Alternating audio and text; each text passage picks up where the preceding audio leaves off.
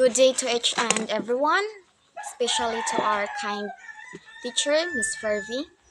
First, before we're going to start, by the way, my name is Piper Urtezuella, and I would like to share or to inform you about the topics of globalization. Globalization, globalization and its ethical damage challenges. Globalization is a process or set of processes which embodies a transformation in the spatial organization of social relations and transactions, expressed in transcontinental or interregional flows and networks of activity, interaction, and power. Globalization is a term used to describe how trade and technology have made the world into a more connected and independent topic. Globalization is also captures that have come about as a result. When did globalization begin?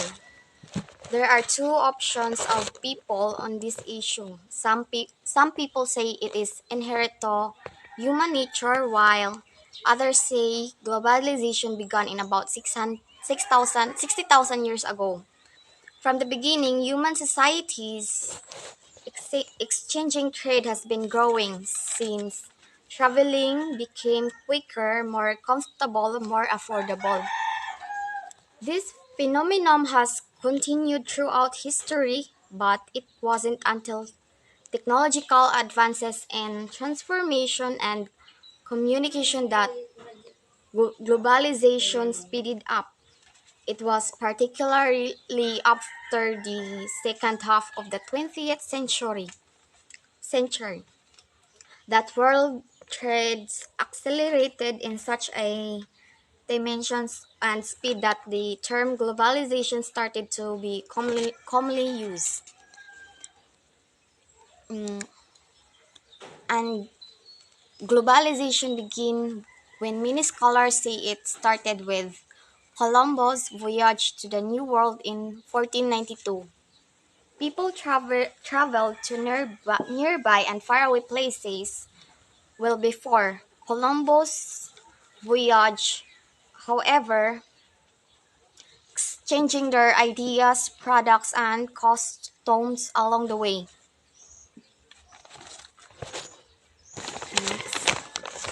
And there are six types of globalization: economic, cultural, financial, political, technological, and sociological. And we also have a positive and negative impacts of globalization. Positive impacts of globalization gives access to a larger market, provides cheaper goods of consumers. Globalization lets countries do they do best, do what they do best, leads to better economies, promotes world peace and unity, innovation, better quality and variety, and negative impacts of globalization causes environmental damage or like land disturbance, pollution in whatever form, whether it is air, water, land, or noise, is harmful to the environment.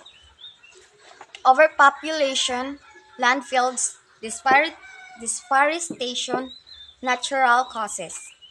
Causes of fluctuation of prices demand and s- like demand and supply. The update on demand and supply is the main reason of price fluctuation. If the supply of share is lower than the market demand, the price of such shares goes high.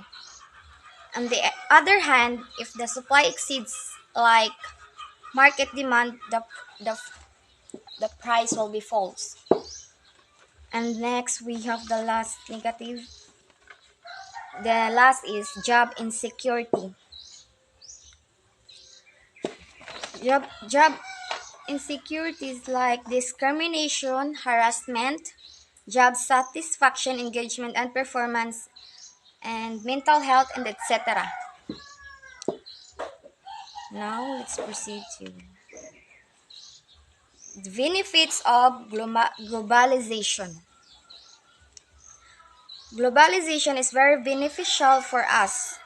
It reciprocally developed economies all over the world, and it is also increased cultural exchange.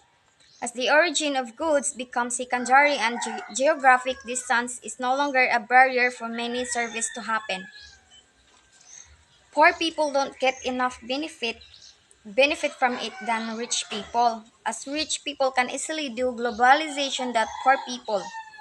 Globalization can change the system of governing in the certain region.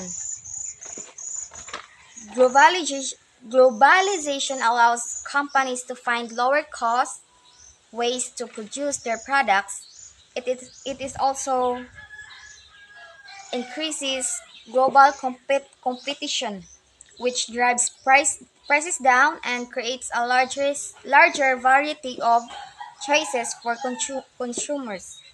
Lowered costs help people in both developing and already developed countries live better and less money.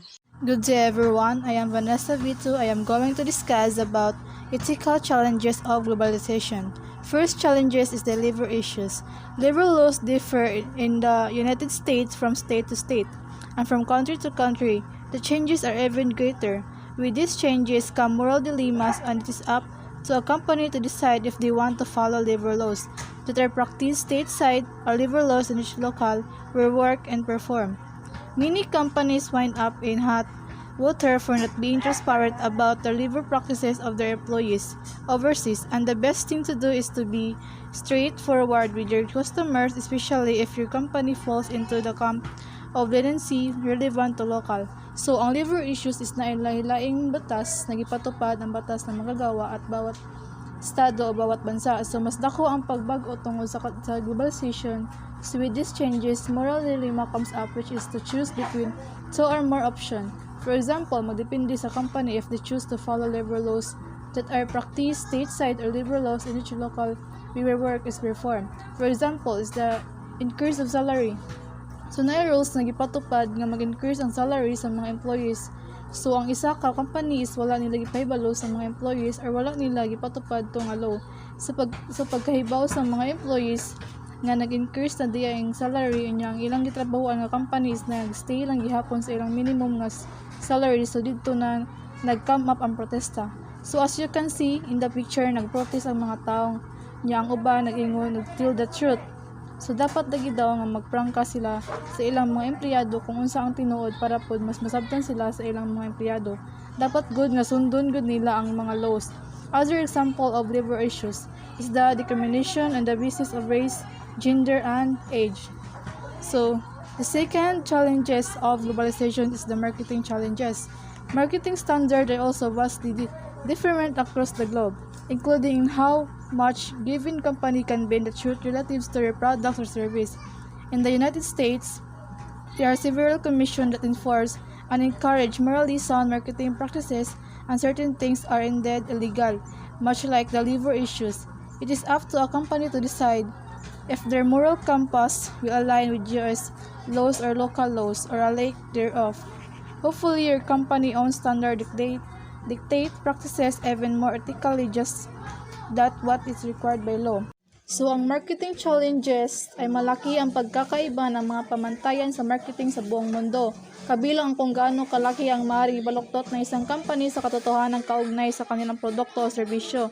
So, naiuban is illegal na ilang ginabuhat. For example, sa marketing challenges is ang online selling. So, as of now, especially katong time nga ga-emerge pang kuan sa COVID-19 pandemic, uso ang online selling. Sa online selling is dito nimo makita, for example, ga-order ka, gakita nimo adto is nice kayo ang mga item, nice kayo ang mga rates. Nya pag-abot di ay sa imo is na-scam ka or mouth dito nga item. Maayo di siya sa pictures. Dili sad tanan illegal na ay say maayo, pero lagi tungod sa globalization is grabe na ang mga challenges na hinahitabo. Unlike before is ikaw jud mismo moadto sa market para mismo makita nimo ang item. Pero sa karon ga-order na lang ka through online. The third challenge is the human rights. Across the globe, human rights violations are occurring. Some places where atrocities happen may have business interests, and this causes moral dilemmas. A common example would be the diamond trade, which often procedure jewels mined by slave labor.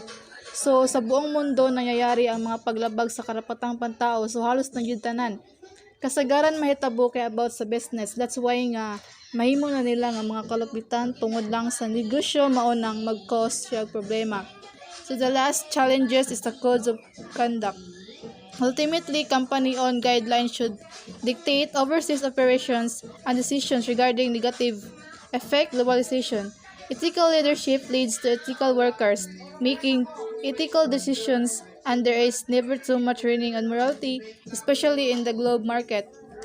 So, ang maayong leader is ga-result yun ni siya og mas maayong pod nga mga workers. Ang mahitabo kung maayo ang desisyon, maayo gyud ang dagan sa imong company. Kung naa kay codes of conduct tungod pod sa globalization, so as you can see in the picture, makita nato nga naay mga goals nga sundo na ay teamwork sa company, na ay mga trust, ethics, mga responsibilities, maong maayo ang dagan sa company kung naamoy codes of conduct. And that's all. Thank you.